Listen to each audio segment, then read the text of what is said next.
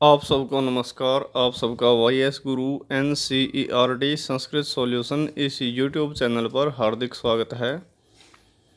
आज हम लेकर आए हैं 10th क्लास के लिए एक छोटा सा संस्कृत का टेस्ट, जो कि हमने बनाया है 2021-22 के सेशन में सेकंड टर्म में आने वाले CBSE के पेपर के हिसाब से। इसमें हमने सिर्फ छात्रों की प्रैक्टिस के लिए 4 क्वेश्चन रखे हैं। तो आइए देखते हैं। जैसा कि आप स्क्रीन पर देख रहे हैं, यह हमारा टेस्ट है।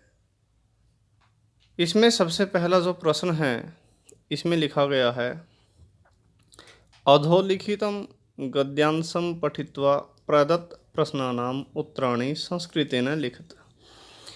अधोलिखितम अर्थात नीचे लिखे गए गद्यांश को पठित्वा पढ़कर प्रदत्त दिए गए प्रश्नानाम प्रश्नों के उत्तराणी उत्तरों को संस्कृतेन संस्कृत के द्वारा या संस्कृत के साथ लिखिए।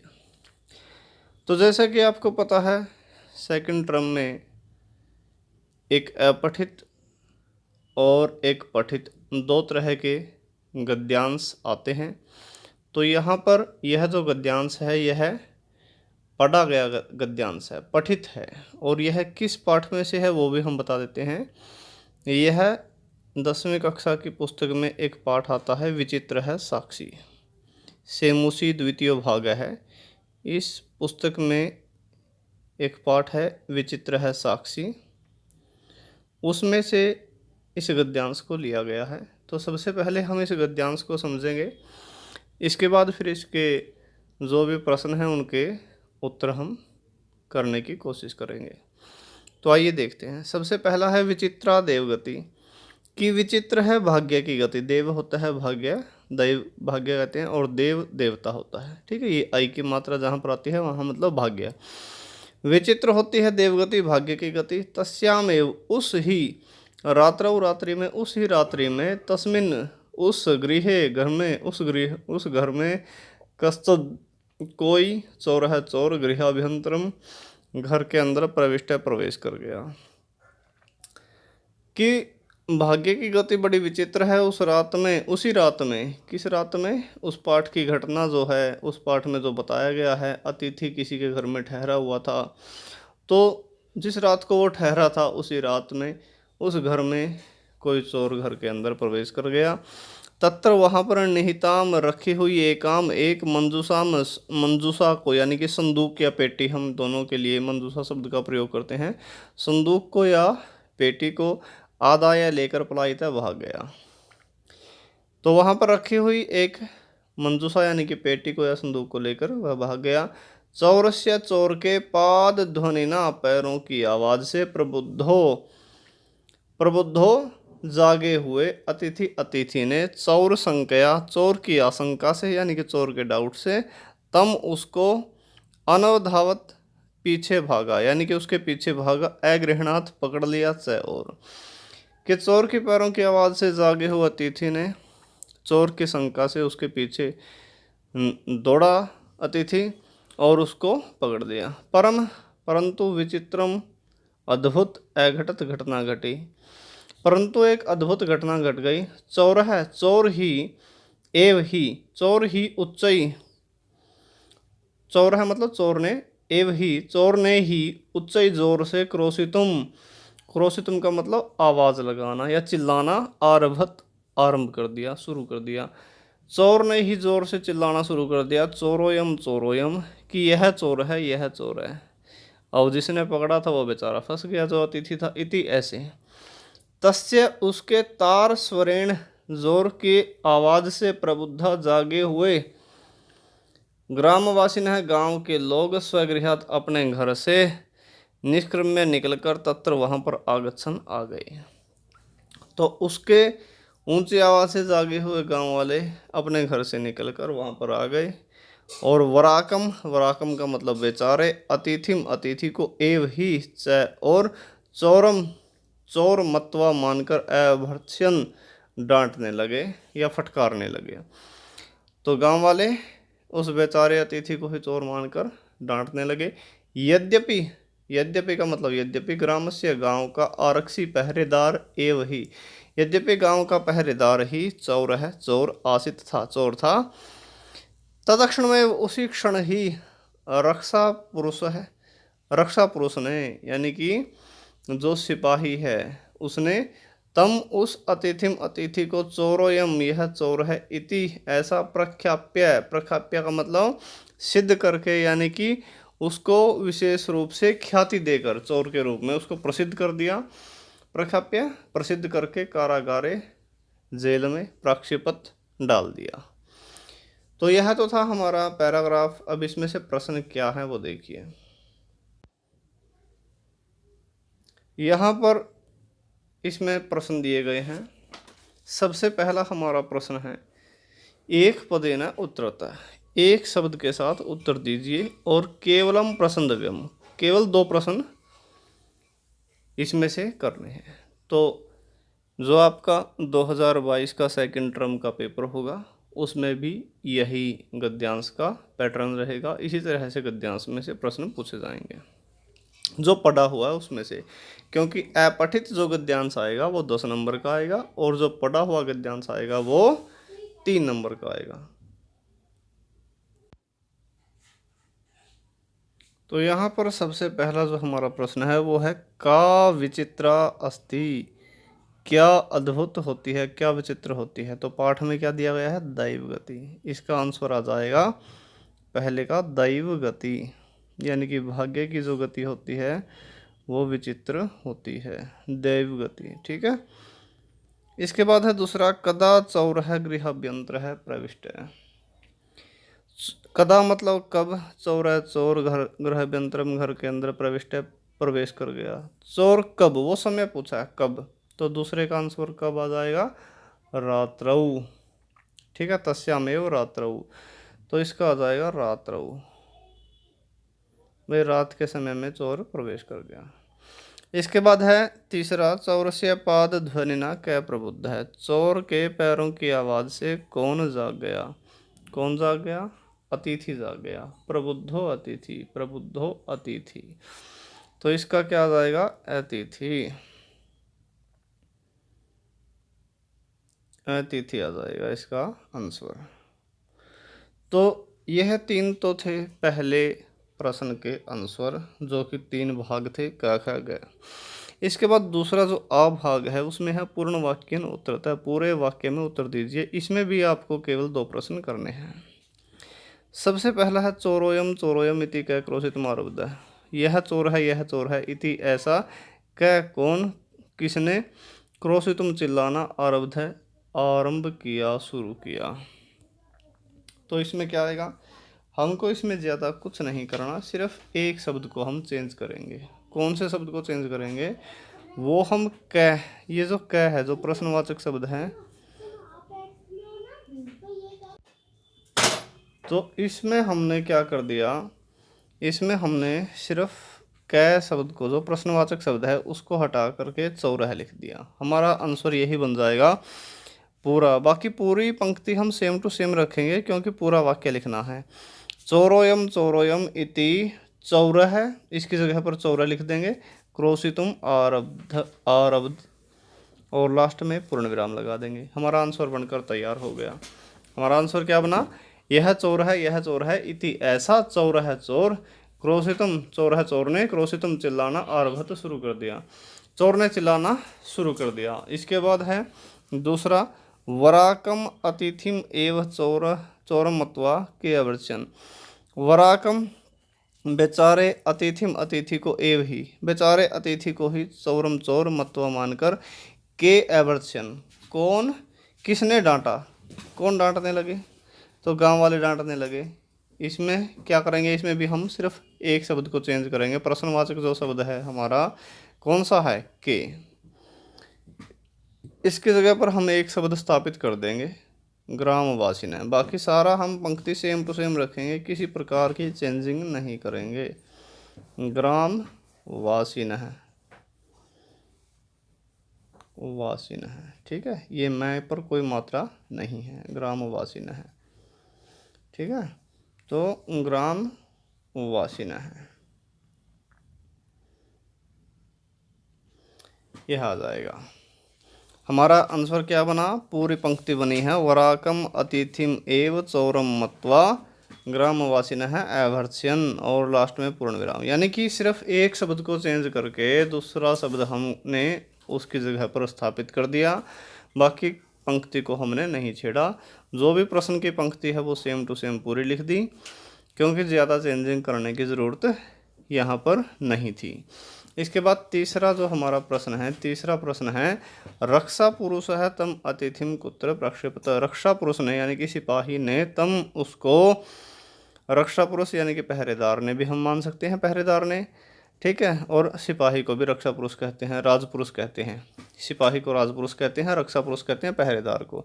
तो पहरेदार ने तम उसको, अतिथिम अतिथि को, उस अतिथि को कुत्र कहाँ पर प्रक्षिप्त डाल दिया, कहाँ पर डाल दिया। तो इसमें क्या करेंगे, जो एक कुत्र शब्द है, कुत्र का मतलब कहाँ पर, इसने जगह पूछी है, इसमें हम पूरी लाइन लिखेंगे सेम टू सेम, सिर्फ एक शब्द हम एक्स्ट्रा जोड़ देंगे, कारागृहे। क्या जोड़ देंगे, कारागृहे।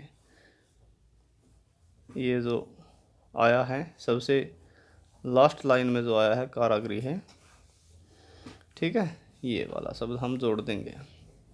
तो हमारा प्रश्न क्या बन गया, सॉरी आंसर क्या बन गया, रक्षा पुरुष है तम अतिथिम कारागृहे प्राक्षेपत, और अंत में पूर्ण विराम लगाना है, क्योंकि क्वेश्चन मार्क जब तक रहेगा वो प्रश्न माना जाएगा, और क्वेश्चन मार्क हटाकर हमको पूर्ण विराम यहाँ पर लगा देना है।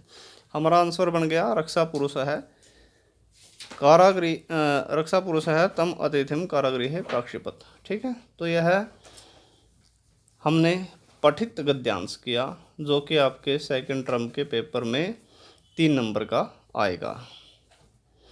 इसमें हम टेस्ट के रूप में अगर माने तो हम अपनी मर्जी से इसमें हम अंक निर्धारित कर सकते हैं, कितने भी अंक का हम इसको बना सकते हैं, लेकिन जो सेकंड टर्म में बोर्ड की परीक्षा में यह गद्यांश आएगा वहाँ पर आपको 3 नंबर का मिलेगा।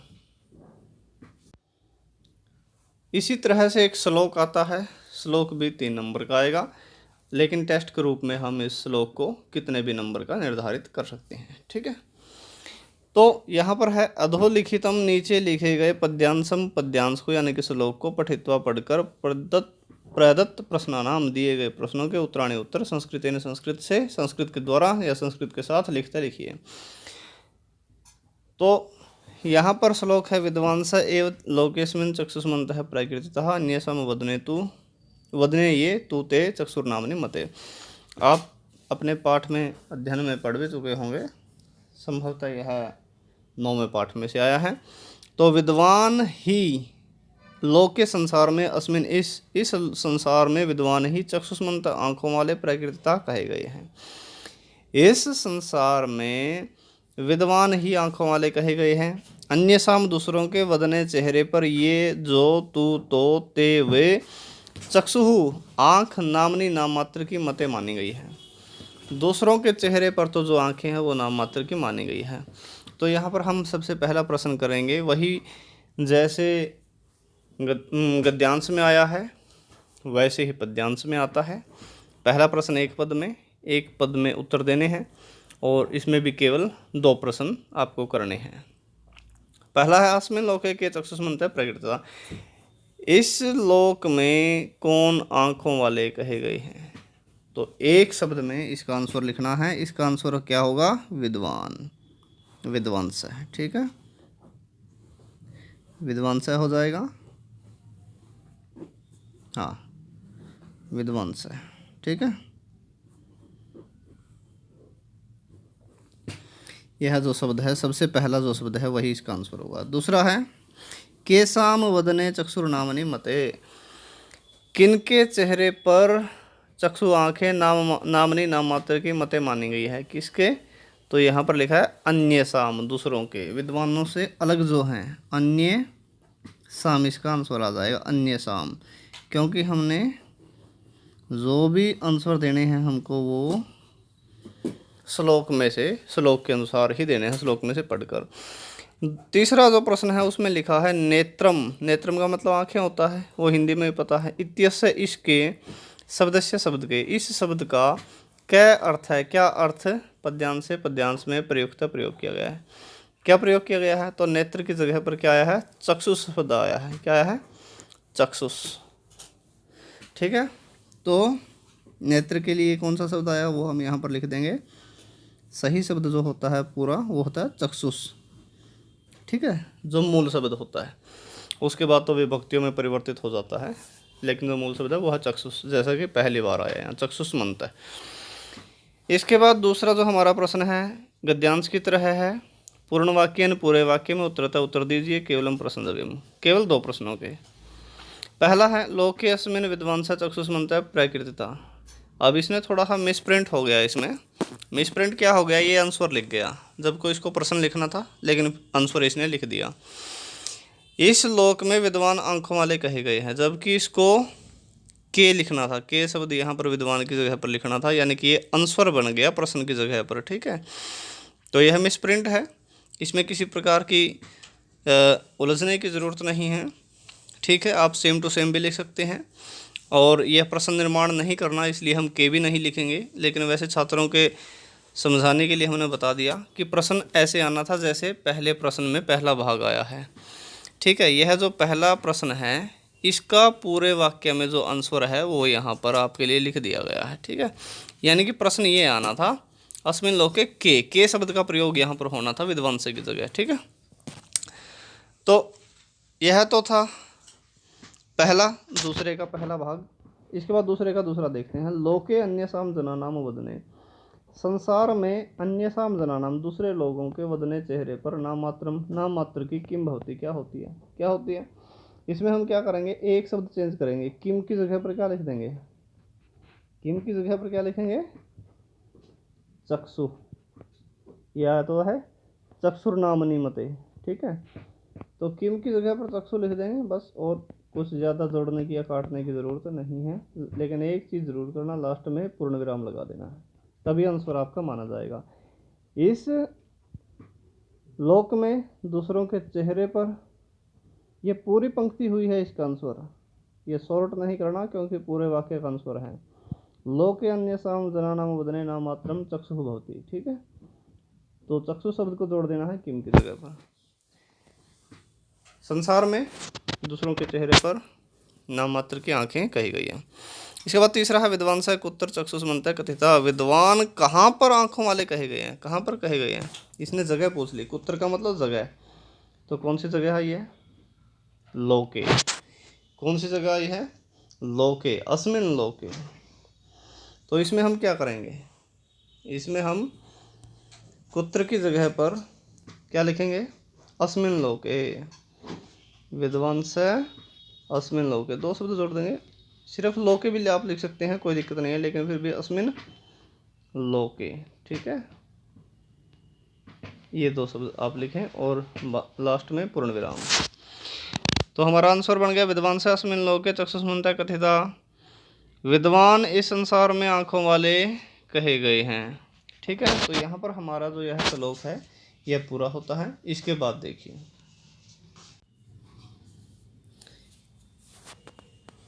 इसके अतिरिक्त आपकी जो अन्य पाठ्य वस्तु आएगी उसमें आएगा 2 श्लोक आएंगे जिसमें से आपको खालिस्तान भरने आएंगे।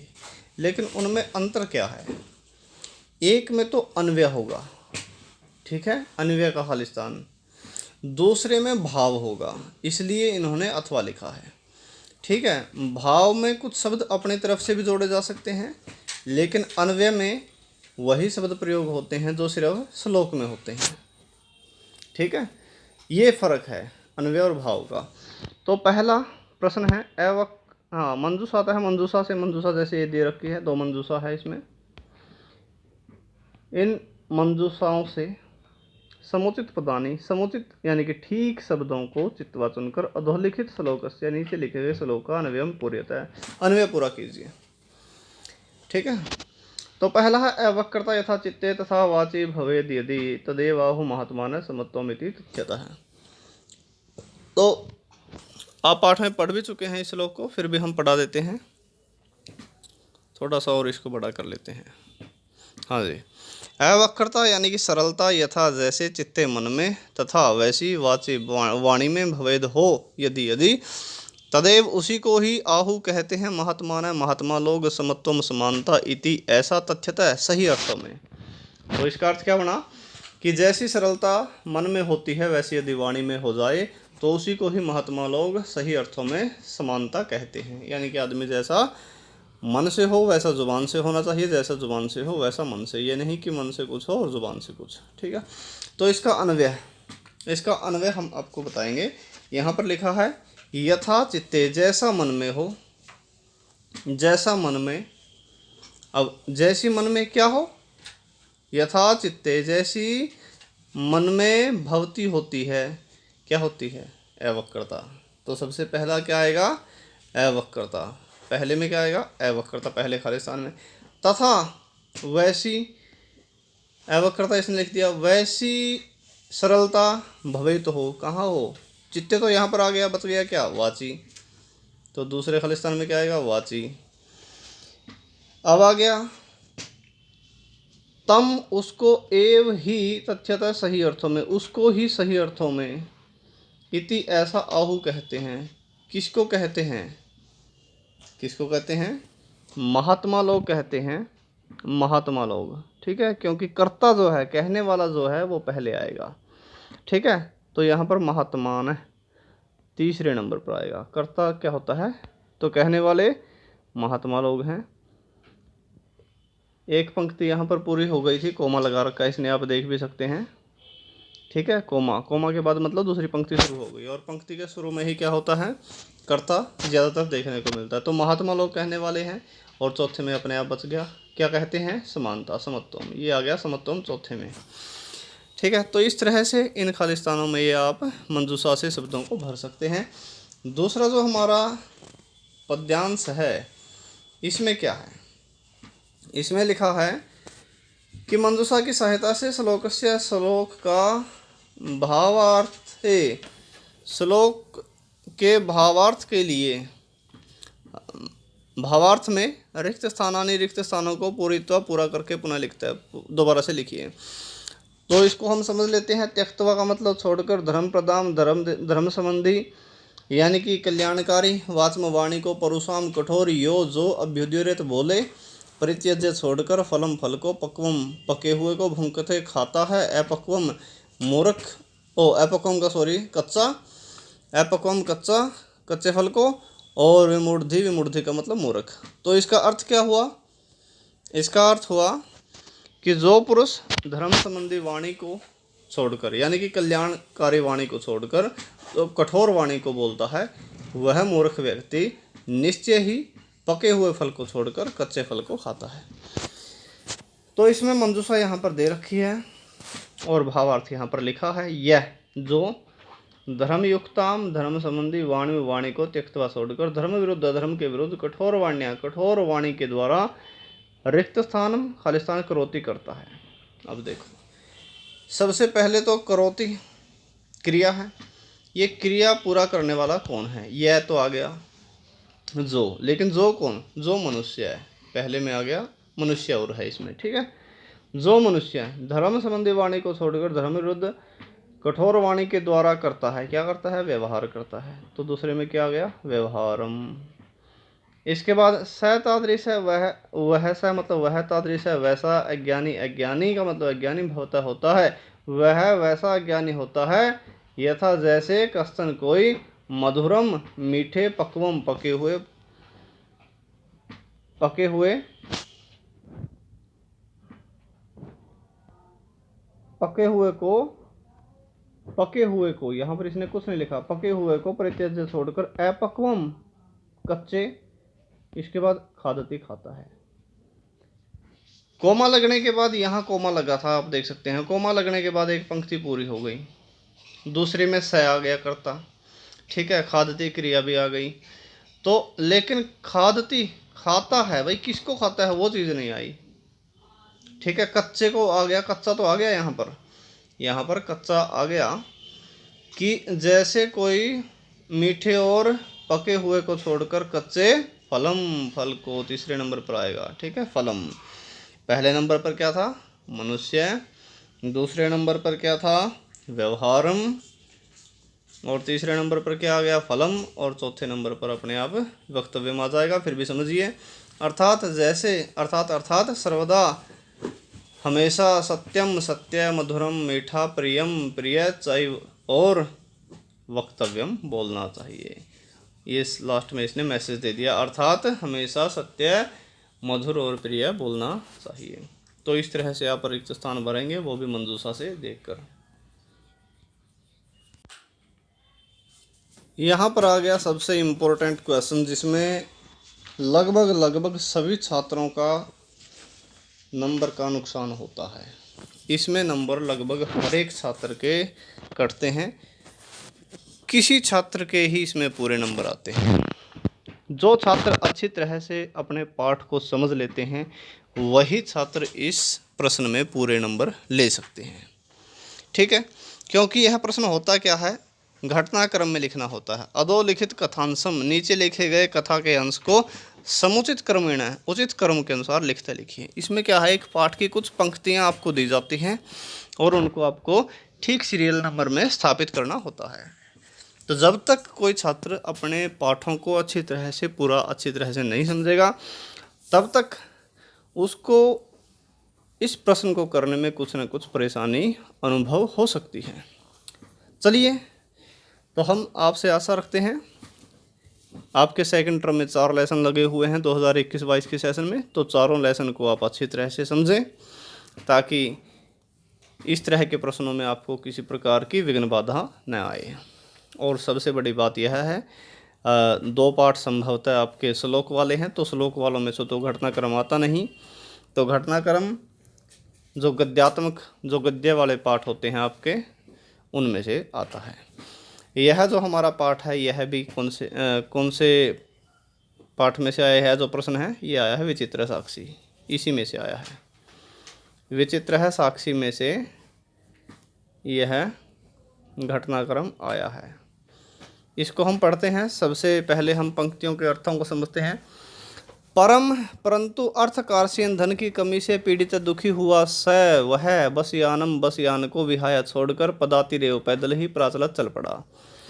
परंतु धन की कमी से दुखी हुआ वह बस को छोड़कर पैदल ही चल पड़ा। पहली लाइन की हिंदी हो गई। दूसरा, कश्चन निर्धनो जनाय, कोई निर्धन व्यक्ति भूरी परिश्रम, किसी निर्धन व्यक्ति ने और लगा देंगे, भूरी बहुत, परिश्रम करके किंचित कुछ वित्तम धन को पार्जितवान कमाया या इकट्ठा किया।